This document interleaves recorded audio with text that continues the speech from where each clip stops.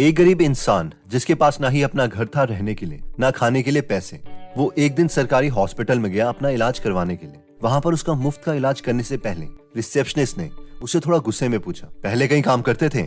इन्होंने जवाब दिया, जी करता था। दोबारा उस रिसेप्शनिस्ट ने पूछा, कितने पैसे मिलते थे वहां पर?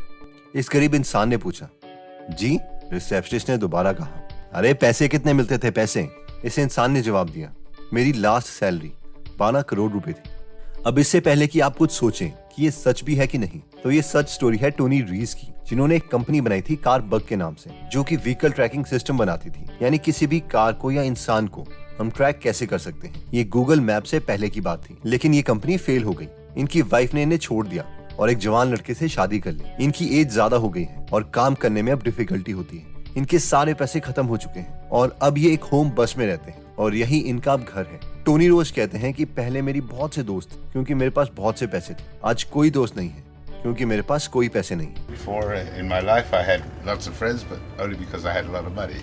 पर अब सवाल आता है कि एक मिलियनेयर इस कंडीशन में पहुंचा कैसे? क्या इन्होंने कोई सेविंग नहीं की हुई थी या इन्होंने कोई भी घर अपने नाम पर नहीं रखा था? तो टोनी जैसे लोग पैसे कैसे लूज कर देते हैं और उसे हम 10 स्टेप्स में कैसे अवॉइड कर सकते हैं, ये सब हम आज टिफनी एलिश की book get good with money 10 simple steps to becoming financially whole में बताया है। तो आइए हम स्टार्ट करते हैं इस अमेजिंग बुक समरी से, जिसे अमेज़न में 5 में से 4.9 स्टार मिले हैं। एक्चुअली टिफनी खुद फाइनेंशियल क्राइसिस से गुजर चुकी है। टिफनी के डैड उसे हमेशा कहते थे, बेटा slow and steady wins the race, slow and steady. पर टिफनी कहती है कि कभी भी मुझे ये स्लो एंड स्टडी वाला कॉन्सेप्ट पसंद नहीं आया। मुझे लगता था कि मेरे घर वालों को कोई समझ नहीं है, मैं तो जल्दी अमीर बनूंगी। और इसी चक्कर में टिफनी को एक कोच मिला जिसका नाम जेक था। उसने टिफनी से कहा कि जाओ एक क्रेडिट कार्ड ले लो, उससे हम कुछ उधार लेंगे और उससे इन्वेस्ट करेंगे। उसने टिफनी से कहा ओपीएम, अदर्स पीपल मनी, यानी दूसरों के पैसों से हम अमीर बनेंगे। टिफनी को जेक का प्लान बहुत अच्छा लगा।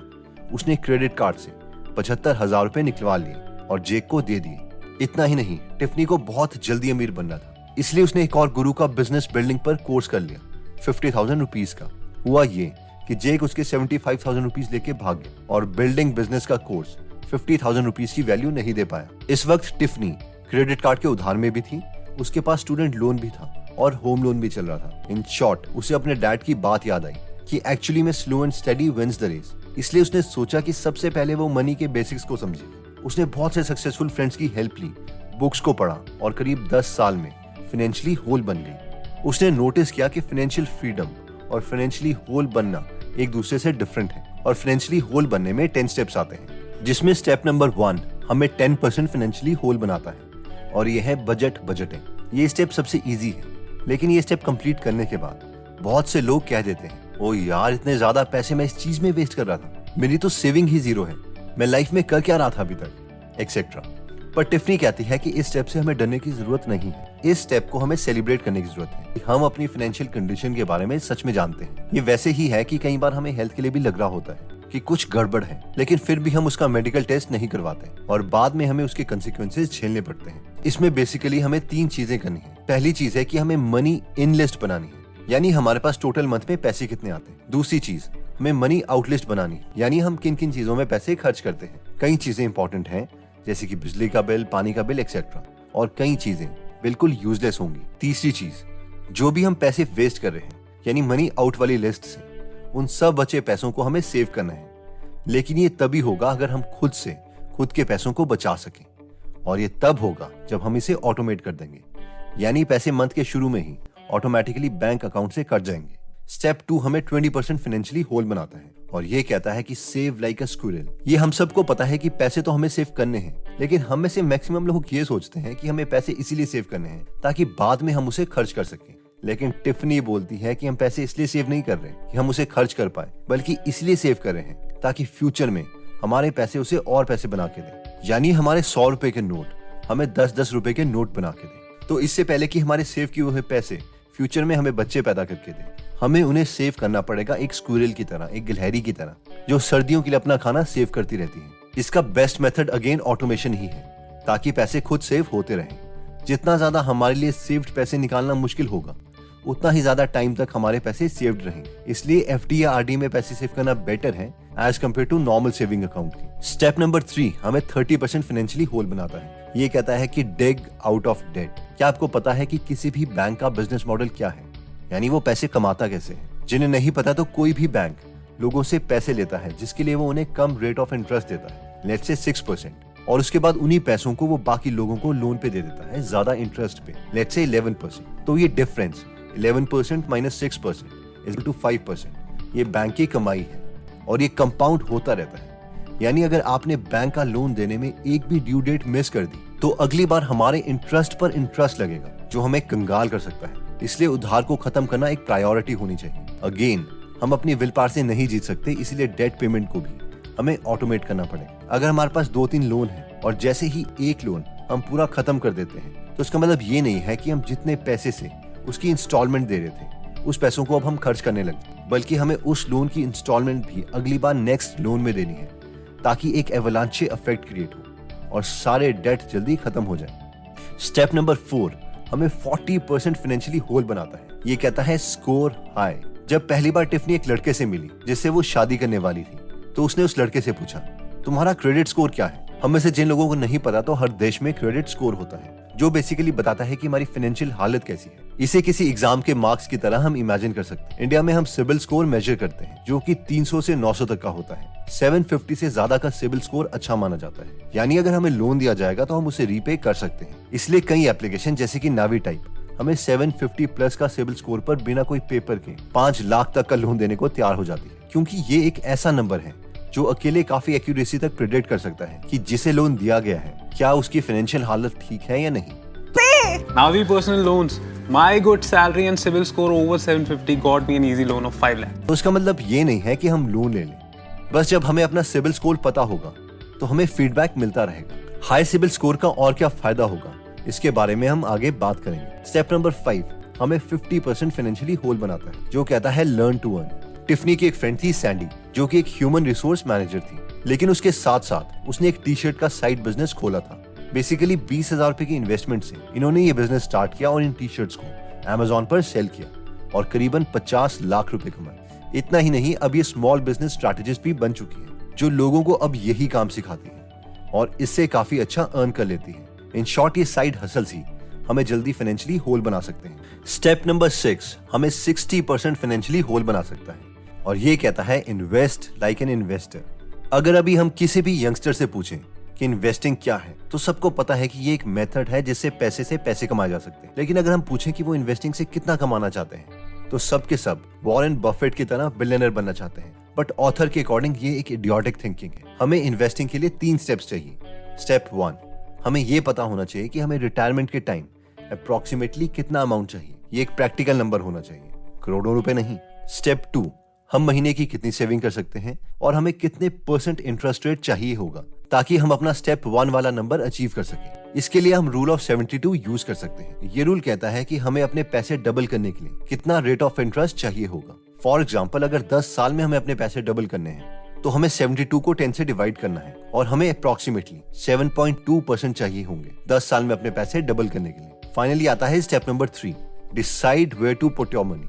यानी पिछले स्टेप में जो हमने परसेंटेज निकाली थी वो हमें देखना पड़ेगा कि वो हमें कहां से मिलेगी। क्या हमें पीपीएफ में पैसे डालने चाहिए, इंडेक्स फंड में डालने चाहिए या फिर कोई और इन्वेस्टमेंट व्हीकल चूज करनी चाहिए। जब हम ये कैलकुलेट कर दें उसके बाद इस स्टेप को भी हमें ऑटोमेट कर देना चाहिए ताकि हर महीने खुद ही पैसे कटते रहें। स्टेप नंबर 7 हमें 70% फाइनेंशियली होल बनाता है और ये कहता है gate good with insurance. Author कहती है कि ये बहुत ही इंपॉर्टेंट पार्ट है फाइनेंशियली होल बनने का। बहुत से लोगों को इंश्योरेंस एक पैसे की वेस्टेज लगती है क्योंकि मैक्सिमम केसेस में हमें किसी इंश्योरेंस से कोई पैसे नहीं मिलते जब तक कि हमें कुछ हो नहीं जाता। लेकिन जिनके पास इंश्योरेंस नहीं होती और वो कोई बड़ी प्रॉब्लम फेस कर रहे होते हैं तो बहुत केसेस में उनकी पूरी वेल्थ सारी सेविंग खत्म हो जाती है। ओके, तो एक रियल स्टोरी है हमारे नोन की जो कि एक प्राइवेट डेंटल हॉस्पिटल में प्रोफेसर थे जिन्हें कोरोना की पीक के टाइम में अनफॉर्चुनेटली कोरोना हुआ और अनफॉर्चुनेटली उनके पास कोई इंश्योरेंस नहीं थी। उनकी पूरी सेविंग खत्म हो गई। उन्होंने अपने कलीग्स को व्हाट्सएप मैसेजेस भी करे फाइनेंशियल हेल्प के लिए, लेकिन फाइनली उनकी डेथ हो गई। The point is insurance is important. 4 insurance जिनके बारे में हम स्टडी कर सकते हैं वो है health insurance, life insurance, disability insurance और property and casualty insurance. Step number 8 हमें 80% फाइनेंशियली होल बनाता है जो कहता है ग्रो रिचेस। नेटवर्थ हमारे बॉडी के टेम्परेचर को चेक करने जैसा है, बस इसमें डिफरेंस ये है कि ज्यादा बॉडी टेम्परेचर ना हो, हमें ये ध्यान रखना पड़ता है। लेकिन नेटवर्थ के केस में हमारा नेटवर्थ कम ना हो, हमें यह ध्यान रखना पड़ता है। तो नेटवर्थ निकालने का तरीका बहुत सिंपल है। हमें एक तरफ वो चीजें लिखनी है जो हम ओन करते हैं, यानी हमारे पास क्या क्या है, जैसे कि घर, उसकी आज मार्केट वैल्यू कितनी है, let's say 60 lakh rupees. Car, अगर आज मैं उसे बेच दूं तो मुझे कितने पैसे मिलेंगे, let's say 6 lakh rupees etcetera. दूसरी तरफ हम लिख सकते हैं कि हम क्या क्या ओ करते हैं, यानी हम पर उधार कितना है, जैसे कि home loan 15 lakh, car loan 2 lakh, education loan 5 lakh etcetera. इन दोनों नंबर को सब्ट्रैक्ट करके जो नंबर आएगा वो हमारी नेटवर्थ है। जैसे कि इस केस में 60 lakh rupees plus 6 lakh minus 15 minus 2 minus 5 is equal to 44 lakh है। अगर ये एक पॉजिटिव नंबर है, जो कि इस केस में है, यानी हमारे उधार से ज्यादा हमारे एसेट्स हैं, तो ये अच्छी बात है और हमें सेलिब्रेट करना चाहिए, क्योंकि हम बहुत से लोगों से आगे हैं। हमें बस अब ये कोशिश करनी है कि जब भी हम अपनी नेटवर्थ कैलकुलेट करें तो वो पिछले नंबर से हमेशा ज्यादा हो, ना कि कम। इसके बाद स्टेप नंबर 9 हमें 90% फाइनेंशियली होल बनाता है, जो कहता है पिक योर मनी टीम। बस एक सेंटेंस याद रखना, your environment will make you और ब्रेक यू। इन शॉर्ट, जो आपके आसपास वाले लोग हैं आप वही बन जाओगे। इसलिए हमें उन लोगों के साथ रहना है जो हमारी तरह फाइनेंशियली फ्री होना चाहते हैं, ना कि ऐसा बोले यार ये बस मुंह माया है, लाइफ जी लो, पता नहीं कब बुलावा आ जाए। वैसे बहुत से फाइनेंशियल प्लानर्स हैं जो कि प्रोफेशनल है और हमारी मदद कर सकते हैं, लेकिन इनिशियल स्टेजेस में बस हमें एक अकाउंटेबिलिटी पार्टनर चाहिए, जिसे हम अपने फाइनेंसेस के बारे में बताएं और वो हमें बताएं। और हम में से जो भी अपने फाइनेंशियल प्लान से डगमगाएगा, दूसरा इंसान उसे उसकी गलतियां बताएगा और कंसिक्वेंसेस समझाएगा और वापस ट्रैक में लेके आएगा।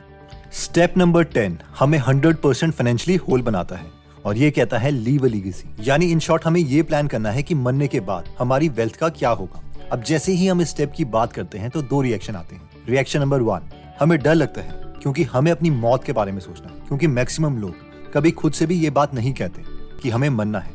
रिएक्शन नंबर 2, हम ये सोचते हैं कि मेरे पास तो कुछ है ही नहीं, तो मैं ये क्यों सोचूं। तो पहले रिएक्शन का आंसर ये है कि अगर हम वैम्पायर या देवता नहीं है तो हम भी औरों की तरह मरेंगे। और रिएक्शन नंबर 2 का आंसर ये है कि हमने जो पिछले स्टेप में नेटवर्थ कैलकुलेट की थी, हम उसी नेटवर्थ को डिस्ट्रीब्यूट करने की बात कर रहे हैं, चाहे हमारे पास कोई ज्वेलरी हो, कार हो या होम हो। तो फाइनली डिसाइड कि हमें अपनी विल कब लिखनी है और किसको क्या क्या जाना चाहिए। तो वैसे उन लोगों को जल्दी सोचने की जरूरत है जो थोड़े एज्ड हैं, इसलिए मैं आपको ज्यादा अनस्टेबल नहीं करूंगा।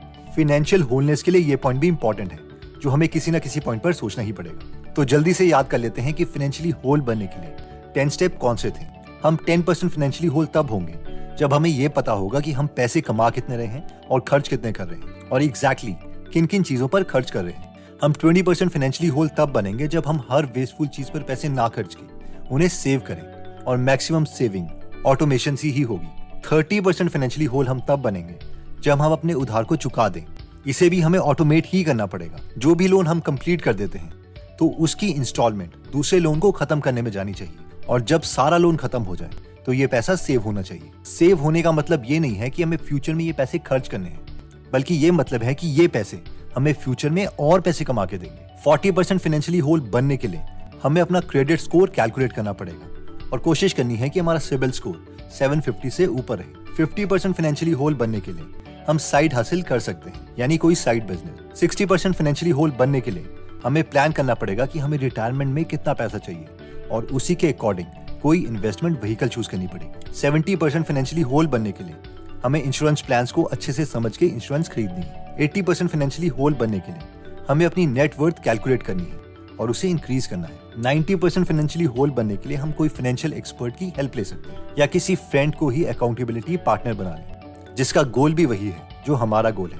100% फाइनेंशियली होल बनने के लिए हमें प्लान करना पड़ेगा कि हमारे पैसे मरने के बाद कहां जाएंगे, ताकि हमारी फैमिली सेफ रहे और बाद में ऑफिस के उन्हें चक्कर ना काटने पड़े। दोस्तों, अगर आप ऐसी और अमेजिंग फाइनेंशियल बुक की समरीज हिंदी में फ्री में सुनना चाहते हैं, जैसे कि think and grow rich, rich dad poor dad, 4 Hour work week, richest man in Babylon, retire young retire rich, business of 21st century, psychology of money, financial freedom etcetera, तो आप हमारी गीगल एप्लीकेशन डाउनलोड कर सकते हैं, जहां पर हिंदी में free में 180 से ज्यादा बुक समरीज अवेलेबल हैं, जिन्हें आप पढ़ भी सकते हैं और सुन भी सकते हैं। ये एप्लीकेशन दोनों iOS और एंड्रॉइड में अवेलेबल है।